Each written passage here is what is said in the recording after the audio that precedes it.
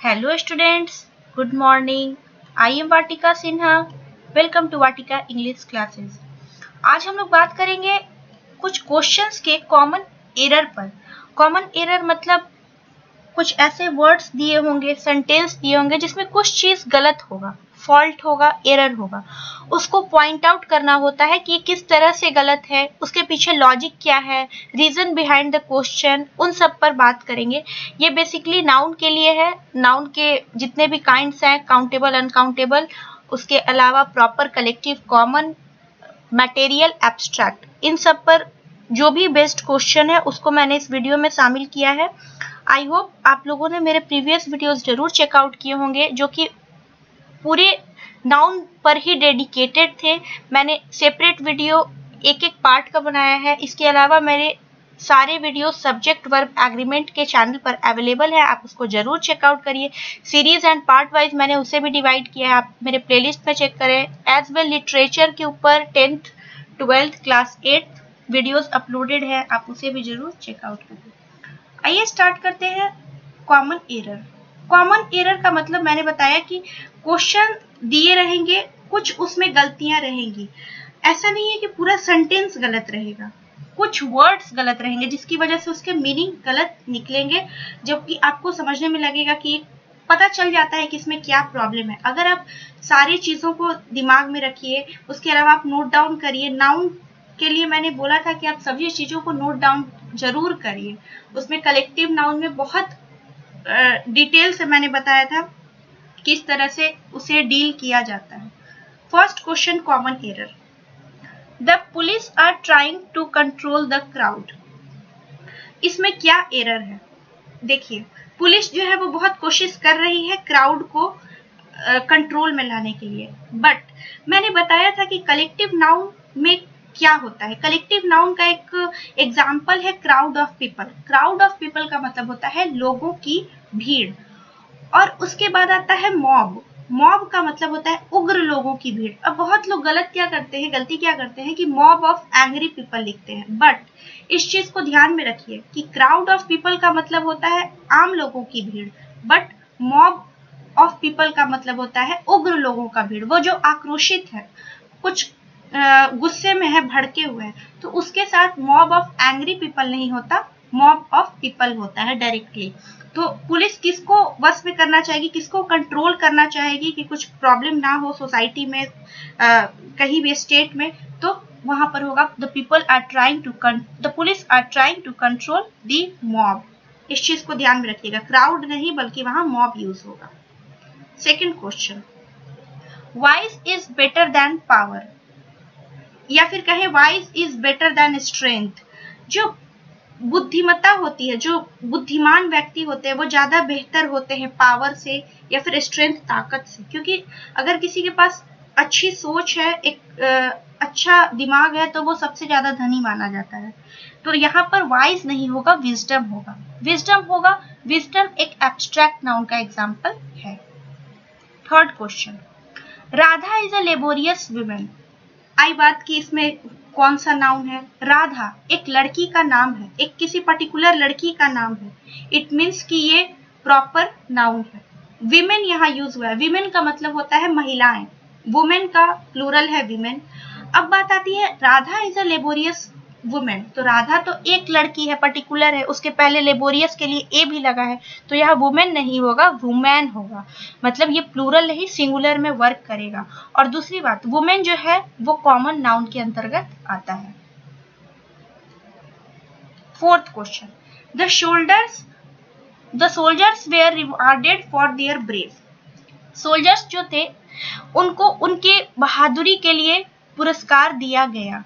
मैंने बताया था कि फॉर देयर ब्रेवरी होता है, उनके बहादुरी के लिए। वो बहादुर है इसलिए नहीं, उनके कारनामे, वो जो बहादुरी दिखाए उसके लिए। तो यहाँ एब्स्ट्रैक्ट नाउन यूज होगा, दैट इज ब्रेवरी। ब्रेव नहीं होगा। अब एग्जाम में आपके चार ऑप्शन आ सकते हैं, सेंटेंस दे देगा, इसमें गलती क्या है, या फिर ये दे सकता है कि जो गलत है तो उसका अल्टरनेटिव क्या है।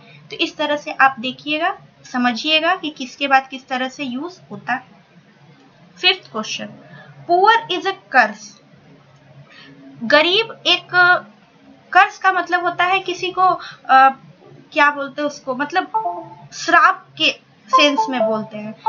तो पुअर इज अ कर्स, तो पुअर जो है, गरीब लोग कर्स नहीं है, मतलब जो गरीब लोग हैं वो कर्स नहीं है, बल्कि जो गरीबी है वो उनकी कमजोरी है, वो उनका अभिशाप है। कर्स का हिंदी अभिशाप होता है। तो पुअर इज ए कर्स नहीं, poverty is a curse. Poverty एक एब्स्ट्रैक्ट नाउन है, उसका एग्जाम्पल है। तो गरीब अभिशाप नहीं है, बल्कि गरीबी किसी के लिए अभिशाप है। 6th question, the crew of birds flew over the trees.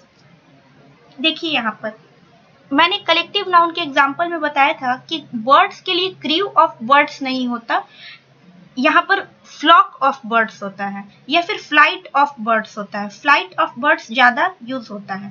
तो the crew of birds flew over the trees नहीं, द फ्लॉक ऑफ बर्ड्स या फिर द फ्लाइट ऑफ बर्ड्स। ज्यादा use the flight of birds ही होता है, इसीलिए उसको यूज करिएगा। पक्षियों के समूह के लिए कहा जाता है।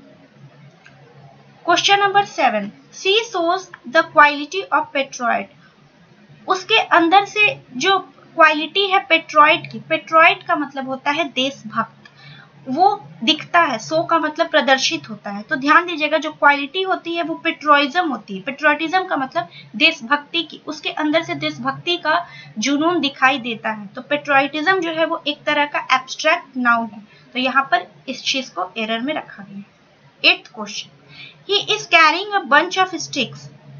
वो एक बंच ऑफ स्टिक्स, स्टिक्स का मतलब होता है वो जो लकड़ी के पतले पतले होते हैं ना, स्टिक्स, छड़ी, उस चीज के बारे में बात की गई। तो वो जो है बंच ऑफ स्टिक्स को कैरी करता है। देखिए स्टिक्स के लिए बंच ऑफ स्टिक्स नहीं होता है, बल्कि बंडल ऑफ स्टिक्स होता है।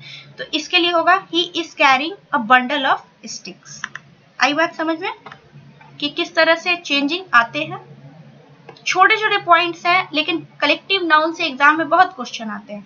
एब्स्ट्रैक्ट नाउन से भी आते हैं, कॉमन नाउन से भी आते हैं, प्रॉपर से थोड़े कम आते हैं, बट सबसे ज्यादा कलेक्टिव नाउन से आते हैं। 9th question, according to our teachers water is essential for every human and we depend on them.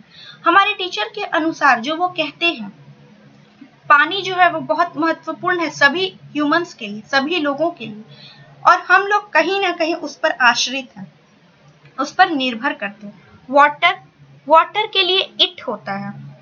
Water एक सिंगुलर नाउन है, इसके लिए देम नहीं होगा, इट होगा। Water is essential for every human being and we depend on it होगा, them नहीं होगा। 10th question, he always gets respect because of his rich. वो हमेशा सम्मान पाता है क्योंकि उसकी अमीर। तो उसकी अमीर से कोई सेंस नहीं बनता, तो यहाँ होगा बिकॉज ऑफ हिज रिचनेस, उसकी अमीरी की वजह से। पैसे वाले लोग को ज्यादा प्रतिष्ठा मिलती है, इज्जत मिलती है, जिस तरह से बताया जाता है डिग्निटी मेंटेन करने के लिए। तो यहाँ पर बिकॉज ऑफ हिज रिच नहीं, बिकॉज ऑफ हिज रिचनेस होगा। रिचनेस एक kind of abstract noun. 11th question, a panel of directors knew who the winner of this performance was। जो डायरेक्टर्स का समूह है, ये भी कलेक्टिव नाउन है, जो डायरेक्टर का समूह है उन्हें पता है कि इस परफॉर्मेंस में जीता कौन था। ठीक है, तो यहाँ ध्यान दीजिएगा, अ पैनल ऑफ डायरेक्टर्स नहीं होता, अ बोर्ड ऑफ डायरेक्टर्स होता है। डायरेक्टर के लिए जो यूज होता है कलेक्टिव नाउन में वर्ड, वो होता है बोर्ड ऑफ डायरेक्टर, और पैनल जो यूज होता है वो जूरी के लिए होता है, पैनल ऑफ जूरी, वो इस तरह से यूज होता है। 13th question, I was worried due to your absent. मुझे चिंता थी तुम्हारे एब्सेंट होने की वजह से। तो ड्यू टू योर एब्सेंट नहीं, due to your absence. Absent जो होता है वो एक एडजेक्टिव होता है, जो एब्सेंस होता है वो एडजेक्टिव से एक्सट्रैक्ट किया हुआ एब्स्ट्रैक्ट नाउन होता है। मैंने वीडियो अपलोड किए थे वर्ब के, कि वर्ब से किस तरह से एब्स्ट्रैक्ट नाउन, एक एडजेक्टिव से किस तरह से abstract noun, and common noun के थ्रू किस तरह से एब्स्ट्रैक्ट नाउन को हम लोग डिराइव करते हैं। तो एब्सेंट से बना है absence, that is a abstract noun.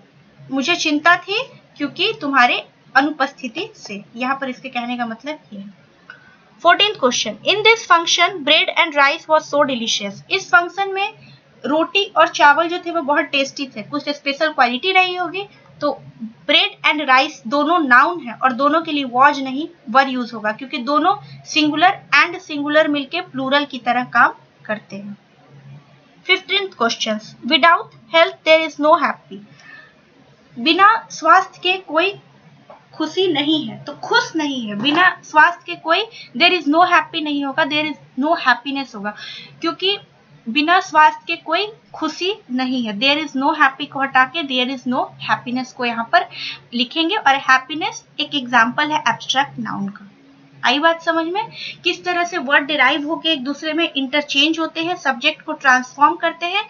इस चैप्टर में जितने भी वीडियोस अपलोड हुए हैं उन सब का होलसम ये था, उन सबको शॉर्ट में करके मैंने सारे क्वेश्चंस को इस वीडियो में अपलोड किया है, जो कि आपके एग्जाम में काफी आ सकते हैं, जो कि थोड़े बहुत वर्ड्स में चेंजिंग हो सकते हैं, but at the end of the day rule इसी चीज को फॉलो करके बनेगा।